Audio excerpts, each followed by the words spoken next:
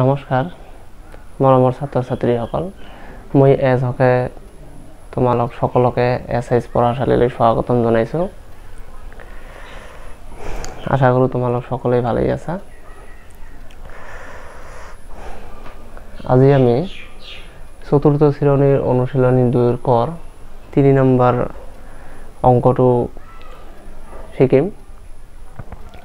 আমাৰ ইয়াত 3 নম্বৰত আছে পূৰণফল উলিওৱা। আমাৰ 1 নম্বৰ আৰু 2 নম্বৰটো হৈ গৈছে যোৱা ভিডিঅ'ত।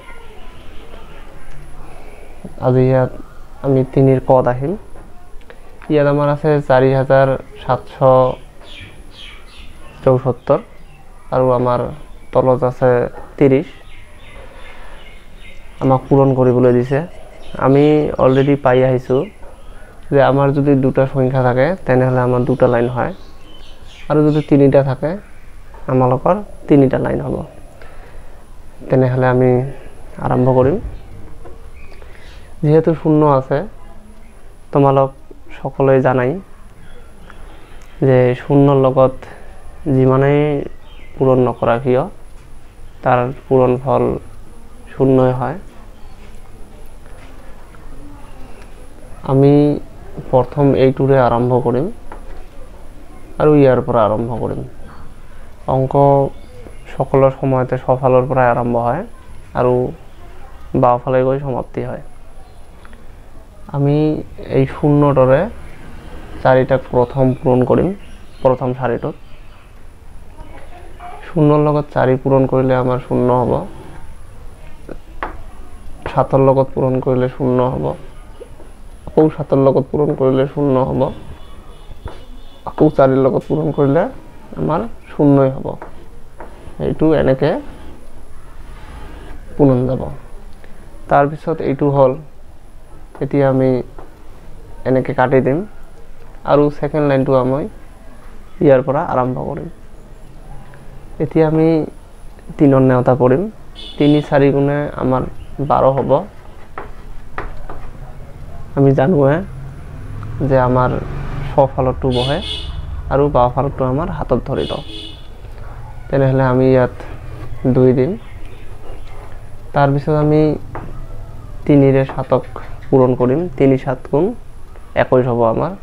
21ৰ লগত 1 হ'লে আমাৰ 22 হ'ব। 22ৰ 2 দিম আৰু 2 আমাৰ হাতত থাকিব। এতিয়া আমি আকৌ 7ক কৰিম। 3 7 গুণ 21 আৰু 2 হ'লে এতিয়া আমাৰ 23 হ'ব। 23ৰ 3 আকৌ হাতত 2 থাকিল। এতিয়া আমাৰ এটা সংখ্যা বাকি থাকিল। 3 4 গুণ 12। 12ৰ লগত আমি যেতিয়া 2 যোগ কৰিম তেনেহলে আমাৰ কিমান হ'ব? 14 হ'ব। এতিয়া আমি একেলগে বহুৱাম, কাৰণ আমাৰ ইফালে আৰু সংখ্যা নাই। সেইকাৰণে আমি লাষ্টৰ যিটো হয় সেইটো আমি একেলগে বহুৱাম আৰু এইটো যোগ কৰিম। আমি শূন্যৰ ঠাইত শূন্য বহুৱাম। শূন্যৰ লগত 2 যোগ কৰিলে আমাৰ 2 হ'ব। এইটোও 2 হ'ব। এইটো 3 যোগ কৰিলে 3 হ'ব আৰু 14 হ'ব আমাৰ। বুজি পাইছা নহয়? এতিয়া আমি নেক্সটৰ অংকটোলৈ আহিম। সেম তেনেকুৱাই ইয়াত শূন্য আছে। তেনেহলে আমাৰ কি হ'ব? শূন্যৰ লগত আমি এইটো পূৰণ কৰিলে শূন্য হ'ব, এইটো পূৰণ কৰিলে শূন্য হ'ব, এইটো পূৰণ কৰিলে শূন্য হ'ব, এইটোও পূৰণ কৰিলে আমাৰ শূন্য হ'ব। তেনেহলে আমি 1 2 3 4 অৰ্থাৎ 4টা শূন্য দিম। 4টা কিয় শূন্য দিলো তোমালোকে বুজি পাইছা নহয়? কাৰণ আমি শূন্যৰ লগত 1 পূৰণ কৰিলে শূন্য হ'ব, শূন্যৰ লগত 4 পূৰণ কৰিলে শূন্য হ'ব। এনেকে আমি শূন্যবিলাক দি দিলো। এতিয়া আমি এটা লাইন কাটিম। সেকেন্ডটো লৈ আহিম। সেকেন্ডটো যেহেতু শূন্য হয়, এই 4টা পূৰণ কৰিলে আমাৰ শূন্যই হ'ব। এইবারও আমি 4টা শূন্য দিম। এটা 2টা 3টা ইফালে এটা 4টা। এতিয়া আমার 2টা লাইন গল, এইটোও গল, এইটোও গল। এতিয়া আমি কি কৰিম? ইয়াত এতিয়া কাটি নিদিম, আমি এইটোত কাটি দিম। যদি আর এটা ইয়াত থাকিল হয় আমি নেক্সটটো ইয়াত কাটি দিম। মনত থাকিব নহয়? এইটো আমি কাটি দিলো। এতিয়া 2ৰে 1ক পূৰণ কৰিম। 2 1 আমাৰ 2 হ'ব। 4ক পূৰণ কৰিম 8 হব 5ক পূৰণ কৰিম 10 হব 10ৰ আমাৰ কিমান বহিব 0 বহিব 1টো হাতত থাকিব এতিয়া আমি 2 দি 8ক পূরণ কৰিম 2 8 গুণে আমাৰ 16 হব 16 লগত যেতিয়া আমি 1 যোগ কৰিম 17 হ'ব এতিয়া কিন্তু এটা নহব কাৰণ ইপিনে আমাৰ নাই এতিয়া আমি 17 একেলগে বহুৱাম এতিয়া আমি এইটোৰ নিচিনাকৈ আমি যোগ কৰিম তেনেহলে আমি এইটো 0 0 লগত 0 যোগ কৰিলে 0 2 যোগ কৰিলে আমাৰ 2 হ'ব 0 মানে নাই 8 ঠাইত 8 হ'ব ইয়াত 0 ইয়াত 7 হ'ব আৰু 1 ঠাইত 1 হ'ব বুজি পাইছা নহয়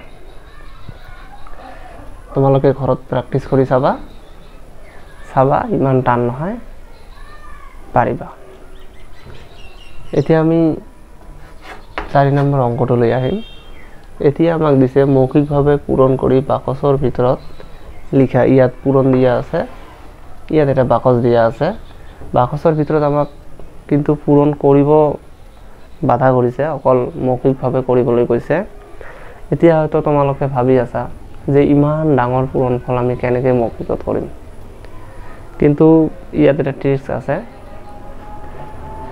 তোমালোকে বুজি পালে চাবা একেবাৰে সহজ সেই ট্ৰিক্স মতে আমাক কৰিব লাগিব তেনেহলে আমি প্ৰথমত কি কৰিম চাবা ভালকে একেবাৰে সহজ ইয়াত আমি সফলতটো গণিম কেইটা সংখ্যা আছে কেইটা শূন্য আছে এটা ইয়াত এটা শূন্য আছে ইয়াৰ সফলত এইটোৰ সফলত ইয়াত এটা শূন্য আছে তেনেহলে আমাৰ কেইটা শূন্য হল দুটা শূন্য হল তেনেহলে আমি সফলে দুটা শূন্য দিম বুজি পাইছা নহয় ইয়াত সফলত এটা শূন্য আছে এইটোৰ সফলত এটা শূন্য আছে তেনেহলে কেইটা শূন্য হল দুটা হল আৰু দুটাৰ আমি দুটা শূন্য দিলো এতিয়া আমি 6 আৰু 2 পূৰণ কৰিম 6 2 কিমান হ'ব 6 2 কিমান হ'ব গুড 12 হ'ব তেনেহলে আমি ইয়াত 12 বহুৱাম তেনেহলে আমাৰ 6 2 12 হল আৰু দুটা শূন্য আমি দি দিলো চাইছা নহয় এতিয়া কিমান সহজ মজাৰ অংক নহয় তোমালোকে ঘৰত কৰি যাবা এতিয়া আমি গণিম এটা শূন্য আৰু দুটা শূন্য কিমান হ'ব তিনিটা শূন্য ইয়াত আমি তিনিটা শূন্য দিম আৰু এই দুটা আমি পূৰণ কৰিম 4 2 কিমান হ'ব আমাৰ 8 হ'ব এতিয়া বুজি হৈছে নহয়